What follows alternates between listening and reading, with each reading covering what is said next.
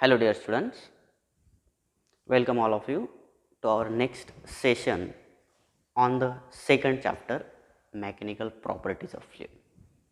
In recent video we are discussing about the interesting phenomena which is capillary action. We learn what is capillary, a small tube having very fine bore nearly 1 millimeter open at both end. That small tube is called capillary, and due to that capillary the phenomenon of capillary action is observed. When we insert a capillary inside the liquid, then there is a fall or rise of liquid inside the capillary. This phenomena is termed as, or it's called as, capillary action. If we dip a capillary inside the liquid which completely weighs the solid, then in that case liquid rise up, or if we dip a capillary inside the liquid which does not weight the solid like a mercury, in that case the height or the liquid inside the capillary falls down. This is all due to the capillary action, and in this last video we discuss about some applications related to the capillary action. Okay, now we are going to find the expression for capillary rise. That means we are going to find the height or the depth up to which liquid rise inside the capillary or up to which liquid falls inside the capillary. In this whole video we are going to discuss or going to learn about this height. We are going to find the expression for that height up to which liquid rise inside the capillary, or a depth up to which liquid falls down inside the capillary. Now let's do that. Okay, but in our book there are two methods. By using these two methods we can find that expression. First method is using pressure difference. In this method we are dealing or we are discussing about the pressure difference, and by discussing or by getting the equations from that pressure difference we are going to find the rise of liquid or height of liquid inside the capillary or depth of liquid inside the capillary. Okay, and another one method is force, using forces. सर्व फोर्सेसचा विचार आपण करणार आहोत आणि त्या फोर्सेसचा विचार करून again same derivation same expression आपण फाइंड आउट करणार आहोत.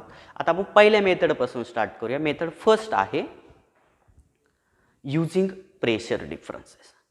Using pressure differences we have to find the expression for capillary rise. Capillary फॉलच्या बाबतीत आपण नंतर डिस्कस करू. जे एक्सप्रेशन कॅपिलरी राईजचं मिळणार आहे ऑब्वियसली तेच एक्सप्रेशन आपण कॅपिलरी फॉलसाठीही यूज करणार आहोत. आता बुकमध्ये डायरेक्ट एक सेंटेन्स दिलेला आहे. The pressure difference due to the liquid column of height h must be equal to the pressure difference 2T/R. अशा प्रकारचं स्टेटमेंट बुकमध्ये डायरेक्ट केलेलं आहे. स्टेटमेंट आहे h rho g is equal to 2T/R. h rho g is equal to 2T/R. हे expression बुकमध्ये direct दिलेलं आहे. एक्सप्रेशन पूर्वी असं म्हटलंय, the pressure due to the liquid column of height h. Pressure due to the liquid column of height h must be equal to the pressure difference 2T/R due to the concavity. फक्त एक simple reason दिलं आहे, due to the concavity this equation becomes. कॉन्केविटीमुळं हे equation आलेलं आहे h rho g is equal to 2T/R. आता ह्या इक्वेशन मागं खूप मोठं डेरिवेशन आहे. त्या डेरिवेशनचा यूज करून हे इक्वेशन आलेलं आहे. बुकमध्ये डायरेक्टली तुम्हाला हे इक्वेशन तुमच्या समोर दिलेलं असणार आहे. आता हे इक्वेशन आलं कसं ते विषयी डिस्कस करूया. पहिले तुम्ही हे राईट डाऊन करून घेणार आहात, कारण बुकमध्ये ह्याविषयी तुम्हाला कुठेही मिळणार नाही आहे. सपोज एक मी लिक्विड कन्सिडर केले आणि त्या लिक्विडमध्ये कॅपिलरी इन्सर्ट केली आहे. ती लिक्विड अशा प्रकारचं आहे की जे सॉलिडला वेट करते. Liquid which wets the solid. त्या लिक्विडमध्ये सपोज वॉटरमध्ये कॅपिलरी मी इन्सर्ट केली आहे. हे आहे beaker. In that beaker I fill up water and in water I insert capillary. त्या वॉटरमध्ये कॅपिलरी मी इन्सर्ट करतोय. This is the level of water. inside the capillary, and due to the capillary action what happened, water rise up inside the capillary and the shape of meniscus in this case is a concave. Why concave? Because water is a liquid which weights the solid. अशा प्रकारचं liquid आहे की जे सॉलिडला weight करतं आणि त्या लिक्विडच्या बाबतीत मिनिस्कसचा शेप कॉन्केव्ह मिळतो हे आपल्याला माहीत आहे. ओके, मग ते लिक्विड मी कन्सिडर केलं, कॅपिलरी इन्सर्ट केली इनसाइड दॅट लिक्विड. वॉटर आहे, वॉटरमध्ये कॅपिलरी इन्सर्ट केली आहे. सपोज एच एवढ्या हाईटपर्यंत लिक्विड कॅपिलरीमध्ये राईज झालं आहे. Liquid rise up inside the capillary up to the height H. H एवढ्या हाईटपर्यंत लिक्विड कॅपिलरीमध्ये राईज झालेला आहे असं मी कन्सिडर करतो आहे. आता मी 4 पॉईंट्स कन्सिडर करणार आहे. पहिला पॉईंट असेल point A, inside the capillary but inside the capillary but outside the liquid, or in the concave side of meniscus. meniscus च्या concave side ला मी पॉइंट कन्सिडर केला आहे A. another one point is there B. दुसरा point मी consider करतोय B. वरती आहे A point, meniscus खाली आहे B पॉइंट. कॉन्केव्ह साइडला पॉइंट A कन्सिडर करतोय, कॉन्व्हेक्स साइडला पॉइंट B मी कन्सिडर करतोय. ओके, त्यानंतर आणखी एक पॉइंट कन्सिडर करूया, पॉइंट सी. जी काही लिक्विडची लेवल होती, ओरिजिनल लेवल कॅपिलरी डीप करण्यापूर्वीची, इन्सर्ट करण्यापूर्वीची, त्या पर्टिक्युलर लेवलला मी पॉइंट कन्सिडर केलाय सी. आणि पॅरलली त्याच लेवलला कॅपिलरीच्या बाहेर मी एक पॉइंट कन्सिडर करतोय डी. ओके, अशा प्रकारचे 4 पॉइंट्स मी कन्सिडर करतोय. आणि आपलं जे काही रिसेंट व्हिडिओमध्ये केलेलं जे काही डिस्कशन होतं त्या डिस्कशनवरून आपण असं म्हणू शकतो की कॉन्केव्ह साईडचा pressure at concave side is always greater than pressure at convex side. I can write pressure at concave side. Concave साईडचा pressure is always greater than pressure at convex side. Convex साईडच्या प्रेशरपेक्षा concave साईडचा pressure always greater असतो. त्याविषयी आपण यापूर्वीच discuss केलेला आहे. Pressure across the liquid meniscus, liquid मिनिस्कसच्या अक्रॉस जो काही प्रेशर डिफरन्स असतो, जो काही प्रेशर असतो त्याविषयी आपण कन्सिडर केले. प्लेन सरफेस जर असेल तर प्लेन सरफेसच्या वरतीही आणि खालीही प्रेशर सेम असणार आहे. कॉन्केव्ह सरफेसच्या कॉन्केव्ह साईडला प्रेशर जास्त असेल, कॉन्व्हेक्स साईडला प्रेशर कमी असेल. त्याविषयी ऑलरेडी आपण डिस्कस केलेलं आहे. मग त्या डिस्कशनवरून आपण असं म्हणू शकतो pressure at concave side is always greater than pressure at convex side. आणि कॉन्केव्ह साईडला घेतलेला पॉईंट आहे ए, आणि ए ह्या पॉईंटचा प्रेशर मी कन्सिडर करतोय PA. मग मी लिहू शकतो PA is greater than PB. बरोबर, pressure at concave side is always greater than pressure at convex side. A point is in the side of concave and B point is in the side of convex. Because of that, pressure at point A is greater than pressure at point B. Okay? Okay. Is it clear? Okay. Now, pressure at point A, PA. A हा point कुठं आहे? Atmosphere मध्ये आहे. मग त्या A या पॉइंटला असणारा प्रेशर असणार atmospheric pressure PO. Atmospheric pressure. का तर A हा पॉइंट लिक्विडच्या बाहेर आहे, तिथं असणारा प्रेशर असेल ॲटमॉस्फेरिक प्रेशर. ओके, ते इक्वेशन आपल्याला मिळालं. PA is equal to PO, atmospheric pressure. आता यानंतर जे काही recent Laplace law of spherical मेम्ब्रेनचा जर विचार केला किंवा ते डेरिवेशन तुम्ही जर व्यवस्थित लक्षात घेतलं तर त्या डेरिवेशनमध्ये सपोज आपल्याकडे अशा प्रकारचा जर लिक्विडचा ड्रॉप असेल तर त्या ड्रॉपच्या इनसाइडचा प्रेशर असतो PI, आउटसाइडचा प्रेशर असतो PO. PO means outside pressure here. आउटसाइडचा प्रेशर असतो PO, इनसाइडचा प्रेशर असतो PI. तर PI मायनस PO म्हणजे याला आपण एक्सेस ऑफ प्रेशर म्हटलं होतं.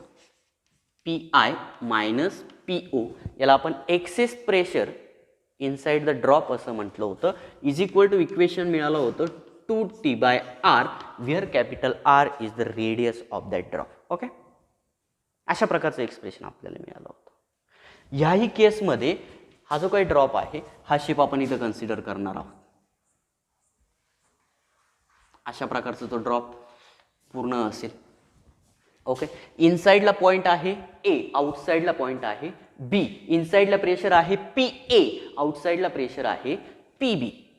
मग त्या लॅपलॉस लॉवरून, त्या आपल्या डिस्कशनवरून आपण असं लिहू शकतो, inside pressure minus outside pressure is equal to 2T/r. इनसाइडला पॉइंट आहे ए, मग इनसाइड प्रेशर मिळाला PA. आउटसाइडला पॉइंट आहे बी, मग आउटसाइड प्रेशर मिळाला PB is equal to 2T/r. Okay, अशा प्रकारचं एक्सप्रेशन आपण त्या डेरिव्हेशनवरून, त्या आपल्या डिस्कशनवरून, त्या रिसेंट व्हिडिओमधल्या अशा प्रकारचं एक्सप्रेशन आपण लिहू शकतो. PA minus PB is equal to 2T/r. Excess pressure inside the drop, ड्रॉपच्या इनसाइडला असलेला एक्सेस प्रेशर असणार आहे. ओके, आता बघा PB साठी एक्सप्रेशन मी डिराईव्ह करतोय. PB तिकडे पाठवतोय, 2T/r ला इकडे घेऊया. मग PB is equal to PA pressure at point A minus 2T/r. हा प्रेशर आपल्याला B ह्या पॉइंटचा मिळाला आहे. प्रेशर ॲट पॉइंट B तो मिळाला PB is equal to PA minus 2T/r. दोन पॉईंटचा विचार करून झाला आहे आपला. ए या पॉईंटचा विचार केलाय, बी या पॉईंटचा विचार केलाय. ए या पॉईंटला प्रेशर जास्त असणार आहे as compare to the point B. Okay, कॉन्केव्हिटीमुळं, कॉन्केव्ह सरफेसमुळं, कॉन्केव्ह सरफेसच्या साईडला प्रेशर जास्त असतो, कॉन्व्हेक्स सरफेसच्या साईडला प्रेशर कमी असतो. त्यावरून ते आपल्याला डेरिव्हेशन, ती इक्वेशन तुम्ही लिहिलं आहे, कम्पॅरिझन ती लिहिली आहे. आपण प्रेशर फाइंड आउट केलं आहे बी या पॉईंटचा. बी या पॉईंटचा प्रेशर मिळाला, ए या पॉईंटचा प्रेशर मायनस 2T/r. बट आपल्याला माहीत आहे ए ह्या पॉईंटला प्रेशर किती आहे, ॲटमॉस्फेरिक प्रेशर आहे. PB is equal to PO minus 2T/r. PO is a atmospheric pressure.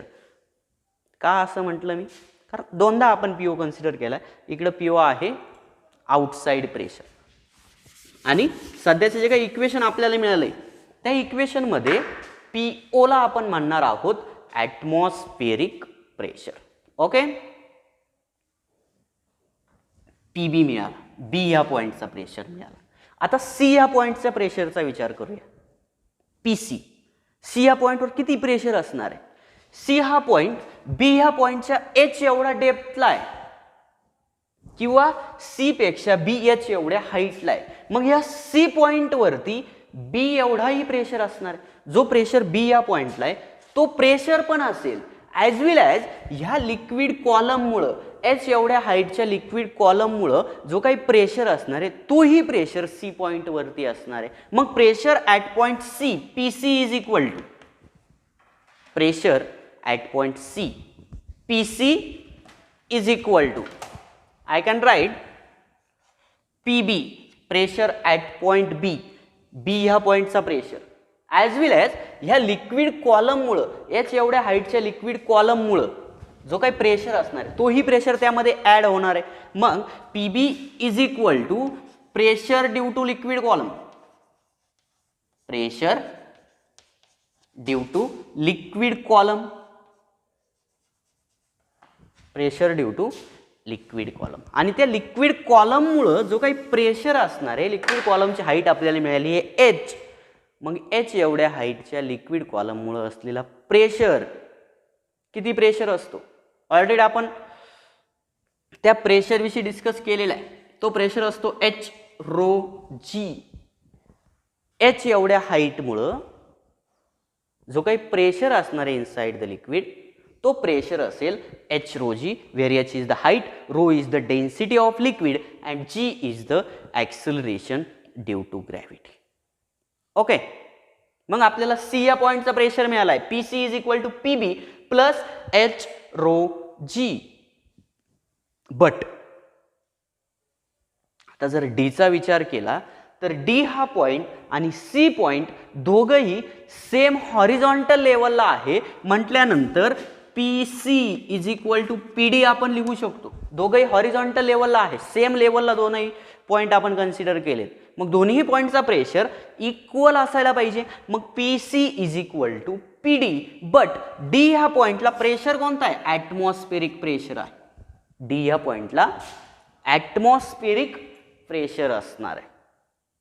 कळतंय का? हा सरफेसवरती आपण तो पॉईंट कन्सिडर केलाय. सरफेसवरती ॲटमॉस्फेरिक प्रेशरच असणार ऑब्विसली. मग त्या डी ह्या पॉईंटचा प्रेशर ॲटमॉस्फेरिक प्रेशर. मग P C is equal to direct equation आपण लिहू शकतो P O is equal to atmospheric pressure. P C ऐवजी P O atmospheric pressure. P O is equal to P B plus H rho G. But what is P B? P A minus 2t by r or P O minus 2t by r. P O minus 2t by r capital T आहे. Where T is the surface tension of that liquid. Here we get water. Surface tension of water is there. काय जे असेल ते त्याचं surface tension T. And R is a radius of a drop. Here that R is a radius of that curvature. या कर्व्हेचरची, त्या मिनिस्कसच्या त्या पार्टची radius असणार आहे. Radius of curvature. Radius of curvature म्हणजे काय आहे कळतंय? ज्या स्पियर पासून, ज्या सर्कल पासून तो पर्टिक्युलर कर्व बनलेला आहे, ती पर्टिक्युलर कर्व बनलेली आहे, त्या सर्कलची रेडियस म्हणजे रेडियस ऑफ कर्व्हेचर, ती कॅपिटल आर असणार आहे. इक्वेशन मिळालंय P O is equal to P O minus 2t by r. P O sorry plus H rho G plus H rho G. P O get cancel. दोन्ही केसमध्ये इकडेही P O आहे, P O cancel होणार आहे. Equation मिळतंय H rho G is equal to 2t by r. H rho G is equal to 2t by r. म्हणजे बुकमध्ये एक सेंटेन्स होतं, pressure due to the liquid column is equal to the 2t by r due to the concavity. एवढं त्यांनी एक statement दिलेलं होतं. त्या स्टेटमेंटवरून त्यांनी इक्वेशन लिहिलं H rho G is equal to 2t by r. But ही इक्वेशन आलं कसं? ह्या इक्वेशनच्या मागं एवढा मोठा प्रूफ आहे. ओके, आता ह्या इक्वेशनवरनं एच ची व्हॅल्यू आपण इझिली फाइंड आउट करू शकतो, which is a height for or rise of liquid inside the capillary or height of liquid inside the capillary. कॅपिलरीच्या आतमध्ये ज्या काही हाईटपर्यंत लिक्विड राइज अप होणार आहे, ती हाईट आपण इझिली फाइंड आउट करू शकतो. इक्वेशन आपल्याला मिळालं होतं. हे सर्व तुम्ही राईट डाऊन करून घेणार आहात, नोट्समध्ये लिहून घेणार आहात. बुकमध्ये तुम्हाला ते अवेलेबल होणार नाही. जे काय आपल्या महाराष्ट्र स्टेट बोर्डचं बुक आहे, त्या बुकमध्ये तुम्हाला हे कुठंही दिसणार नाही आहे. त्यासाठी तुम्ही ते नोट डाऊन करून घेणार आहात. ओके, आता बघा आपल्याला इक्वेशन मिळालं H rho G is equal to 2t by r. हेच इक्वेशन आपण एच साठी रिअरेंज करू शकतो. Where H is the height of liquid column inside the capillary. कॅपिलरीच्या आतमध्ये लिक्विड कॉलमची जी काही हाईट असणार आहे, त्या हाईटसाठी एक्सप्रेशन आपल्याला मिळालंय H rho G is equal to 2t by r and H is equal to 2t by r rho g, where r is the radius of curvature, rho is the density of liquid and g is the acceleration due to gravity. जी असणार आहे acceleration due to gravity. मग H साठी हे expression आपल्याला मिळालं. ज्यावेळेस तुम्ही कोणताही प्रॉब्लेम सॉल्व्ह करत असाल, प्रॉब्लेम सॉल्व्ह करते वेळी जो काही मिनिस्कस आहे, त्या मिनिस्कसच्या कर्व्हेचरची रेडियस तुम्हाला दिलेली असेल, तर त्यावेळेस तुम्ही डायरेक्टली हा फॉर्म्युला यूज करणार आहात. बट ह्याच फॉर्म्युलेला पुढे जाऊन आपण अँगल ऑफ कॉन्टॅक्टच्या टर्ममध्ये, अँगल ऑफ कॉन्टॅक्टच्या फॉर्ममध्ये कन्वर्ट करणार आहोत. ते कन्व्हर्जन बघूया कसं आहे. आता सेम डायग्राम, फक्त एवढा पार्ट मी ड्रॉ करतोय. कॅपिलरीमध्ये लिक्विड जे राईज होतंय, मिनिस्कसच्या जवळचा पार्ट मी ड्रॉ करतोय पुन्हा. Suppose this is the capillary and in that capillary this is the concave meniscus of a liquid. लिक्विडचा हा कॉन्केव्ह मिनिस्कस मला मिळाला कॅपिलरी मध्ये. डायग्राम थोडी मोठी करतो, तीच डायग्राम आहे बट त्या पर्टिक्युलर पार्टवरती मी फोकस केलंय आणि झूम आउट करून झूम इन काय जे असेल ते बट मोठं करून तुम्हाला मी ते दाखवतो आहे. Okay, suppose this is the R radius of curvature. याला सेंटर कन्सिडर करून अशा प्रकारे हा सर्कल मी ड्रॉ करू शकतो की ज्या सर्कलचा तो पर्टिक्युलर पार्ट असणार आहे. Radius of curvature me consider केले कॅपिटल आर. ओके, त्यानंतर इथून मी अशा प्रकारे एक परपेंडिक्युलर टाकलाय. आता ह्या परपेंडिक्युलरला मी म्हणणार आहे स्मॉल आर. कॅपिलरीची रेडियस असणार आहे ती स्मॉल आर. ओके, डायग्राम व्यवस्थित बघा, हा तीच डायग्राम आहे, फक्त तो पर्टिक्युलर मेनिस्कस जवळचा पार्ट आपण ड्रॉ केलेला आहे. रेडियस कन्सिडर केली आहे कॅपिटल आर कर्व्हेचरची आणि कॅपिलरीची रेडियस मला मिळाली आहे स्मॉल आर. या पर्टिक्युलर पार्टमध्ये जो काही अँगल असेल तो 90 डिग्री असणार आहे, कारण मी परपेंडिक्युलर ड्रॉ करतोय. 90 डिग्री अँगल मला मिळाला आहे. यानंतर लिक्विडच्या मिनिस्कसला मी टँजेंट ड्रॉ करतोय. लिक्विडच्या मिनिस्कसला टँजेंट ड्रॉ करतोय. हा असे लिक्विडच्या मिनिस्कसला ड्रॉ केलेला टँजेंट. ओके,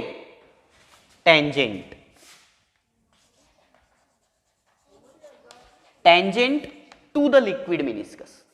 आणि आता बघा, लिक्विड मिनिस्कसला ड्रॉ केलेला टँजेंट आणि हा जो काही सॉलिडचा सरफेस आहे, कॅपिलरीची जी वॉल आहे, त्या दोघांमधला जो काही अँगल असेल त्या अँगलला मी थीटा कन्सिडर केलंय आणि त्या थीटाला by the definition of angle of contact त्या थीटाला आपण म्हणू शकतो angle of contact. Angle of कॉन्टॅक्टची डेफिनेशन तुम्हाला माहित असेल, कोणत्या तरी एका व्हिडिओमध्ये आपण त्या अँगल ऑफ कॉन्टॅक्ट विषयी डिस्कस केलेला आहे. The angle between tangent drawn to the free surface of liquid and solid surface measured inside the liquid, that angle is nothing but angle of contact. त्या अँगलला आपण अँगल ऑफ कॉन्टॅक्ट असं म्हटलं होतं. मग इथंही लिक्विडच्या सरफेसला मिनिस्कसला मी टँजेंट ड्रॉ केलाय आणि त्या मिनिस्कसचे जे काही टँजेंट आहे त्या टँजेंटमधला आणि सॉलिड सरफेसमधला अँगल मला मिळालाय थीटा. त्याला मी म्हटलं अँगल ऑफ कॉन्टॅक्ट. आता बाय जॉमेट्री हा अँगल जर थीटा असेल तर हा इथला अँगलही थीटा असणं गरजेचं आहे. ओके, कळतंय का मी काय काय करतोय? टँजेंट ड्रॉ केली, टँजेंटचा आणि सॉलिड सरफेस मधला angle theta, angle of contact consider केलाय आणि सिंपल जॉमेट्रिकचं लॉजिक लावून मी असं म्हणू शकतो हा अँगल जर थीटा आहे तर त्याच्या अपोजिट अँगलही थीटाचा असायला पाहिजे बाय द जॉमेट्री. मग बघा, आता हीच डायग्राम मी थोडी इकडे ड्रॉ करतोय. हा आहे R. Okay,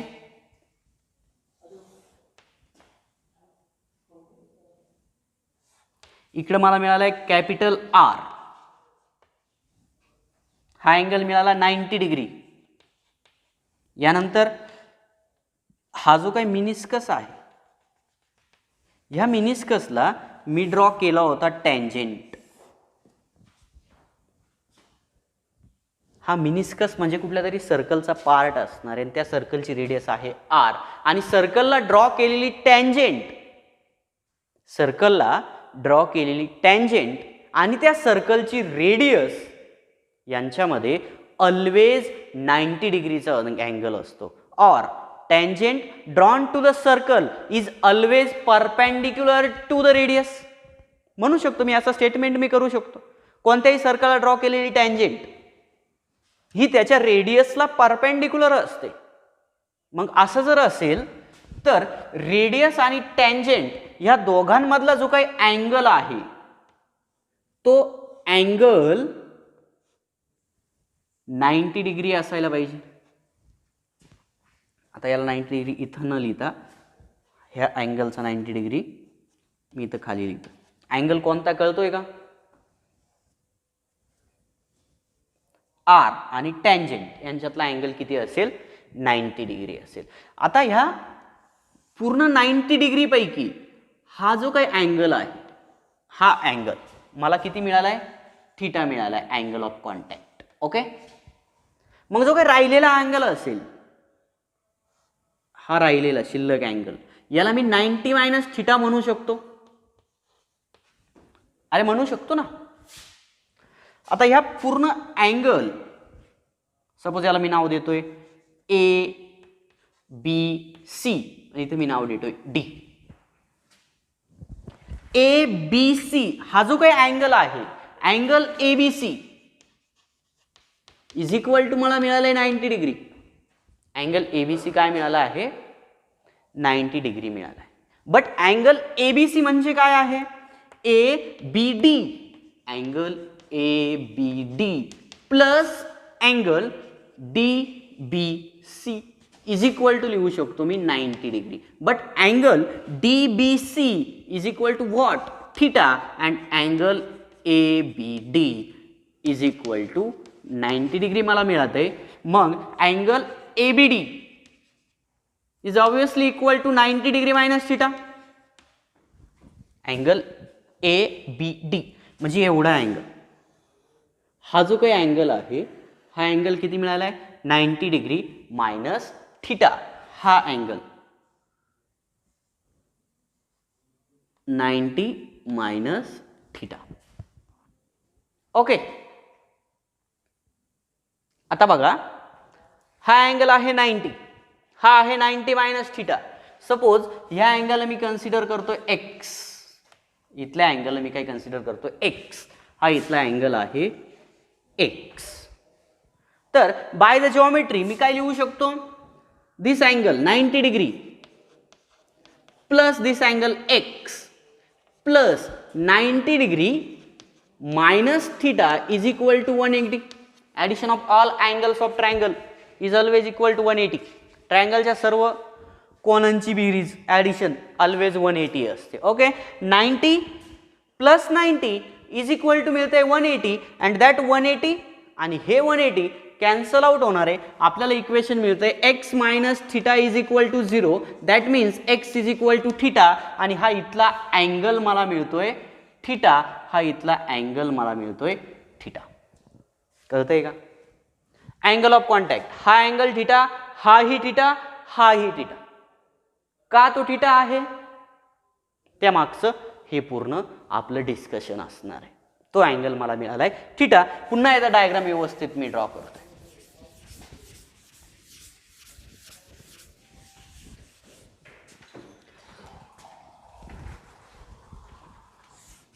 capillary,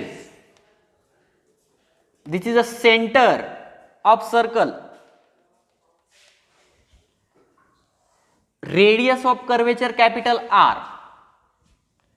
radius of capillary small r, tangent, this angle is theta which is nothing but angle of contact, this angle is also theta by the geometry. Again this angle becomes theta, here the center.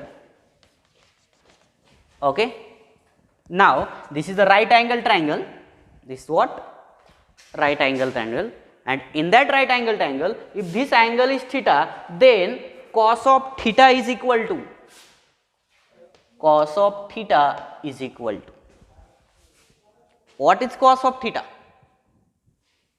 adjacent upon hypotenuse.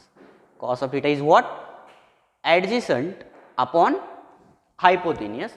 मग adjacent मिळते R, hypotenuse आहे capital R, cos theta आपल्याला मिळाला आहे small R which is nothing but a radius of capillary upon capital R which is nothing but a radius of curvature of meniscus, मेनिस्कसची radius असणार आहे. Okay, मग capital R is equal to आपण लिहू शकतो R cos theta where this small R is the radius of capillary, and if we put that value of r in this equation, then we get h is equal to 2t upon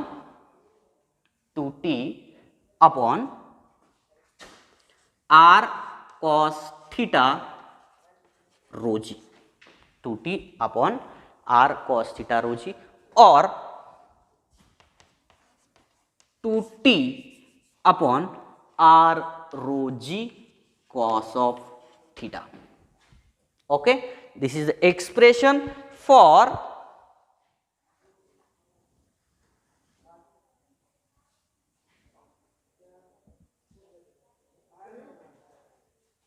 sorry, what happened here?